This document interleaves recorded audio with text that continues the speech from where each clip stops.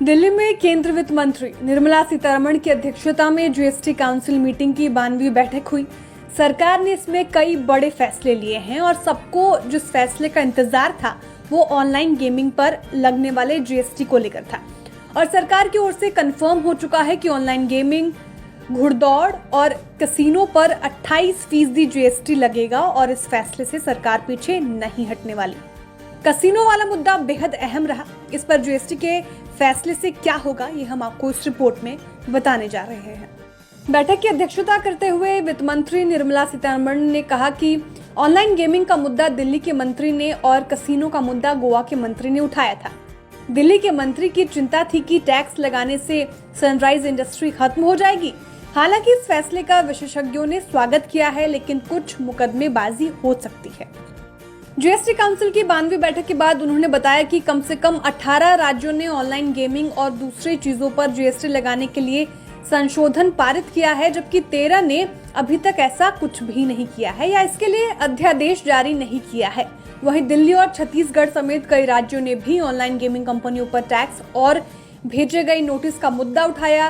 राजस्व सचिव संजय मल्होत्रा ने जीएसटी काउंसिल में लिए गए फैसले पर कहा कि राज्य 1 अक्टूबर 2023 से इसे पारित करने पर सहमत हो गए हैं। उन्होंने कहा कि ये नियम उन राज्यों के लिए लागू होगा जिन्होंने इसे लेकर अभी तक कोई कानून नहीं बनाए हैं। ऑनलाइन गेमिंग पर लगने वाले जीएसटी को लेकर सियासत भी तेज हो गई है। सबसे बड़ा ग्रोइंग सेगमेंट है। ऑनलाइन गेमिंग एक ऐसा सेक्टर है जिसमें आज 50,000 से ज्यादा लोग एम्प्लॉयड हैं। ऑनलाइन गेमिंग इंडस्ट्री में 17,000 करोड़ का फॉरेन इन्वेस्टमेंट आया है। ऑनलाइन गेमिंग की जो इंडस्ट्री है उसमें इतनी ग्रोथ हुई है कि पूरे देश में 40 करोड़ से ज्यादा लोग हैं जो छोटी छोटी ऑनलाइन गेम्स, कोई लूडो खेलता है, कोई कैरम खेलता है, कोई चेस खेलता है, as a form of entertainment उसको यूज करते हैं। ऑनलाइन गेमिंग को एक sunrise sector Indian startup sector का माना जाता है, लेकिन जीएसटी काउंसिल ने रिसेंटली डिसीजन लिया अपनी 50th काउंसिल मीटिंग में, 51st काउंसिल मीटिंग में उसको रेटिफाई किया और ऑनलाइन गेमिंग सेक्टर पर 28% जीएसटी लगा दिया। ये हाईएस्ट टैक्स ब्रैकेट है जीएसटी में।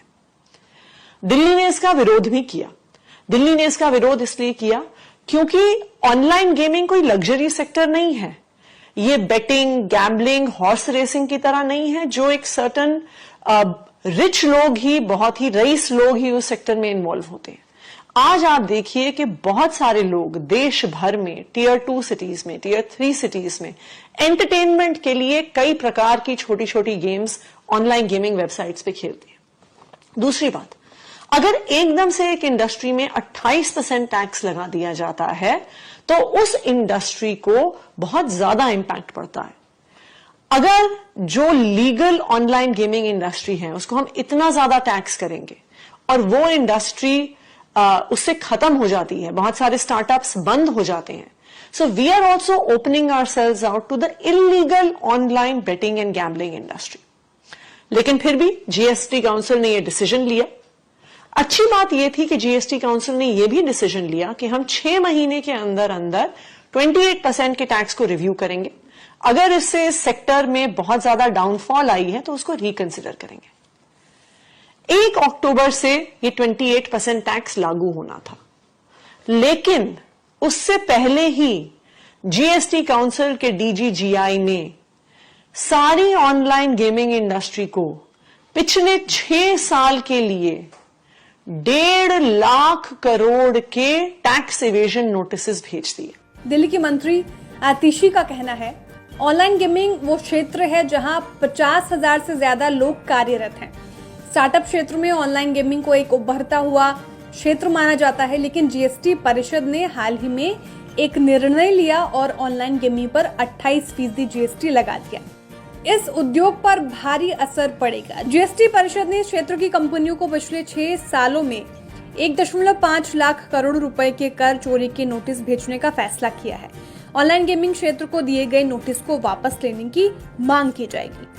वहीं सचिव संजय मल्होत्रा ने कहा कि ऑनलाइन गेमिंग कंपनियों को भेजे जा रहे नोटिस को लेकर कानून पहले से ही मौजूद थे। कानून में अभी किसी तरह का संशोधन नहीं किया गया है। टैक्स तो हमेशा देना था क्योंकि पैसे वाले दांव पहले से खेले जाते थे और ये सट्टेबाजी को प्रमोट करते थे। सट्टेबाजी के लिए पहले से कानून था, जिसे अब स्पष्ट कर दिया गया है। इसी कारण अब नोटिस भेजा जा रहा है। आपको ये जानकारी कैसे लगी, कमेंट करके जरूर बताएं। वीडियो को लाइक और शेयर करना ना भूलें। साथ ही जो हमारे नए व्यूअर्स हैं वो भी चैनल को सब्सक्राइब करना ना भूलें।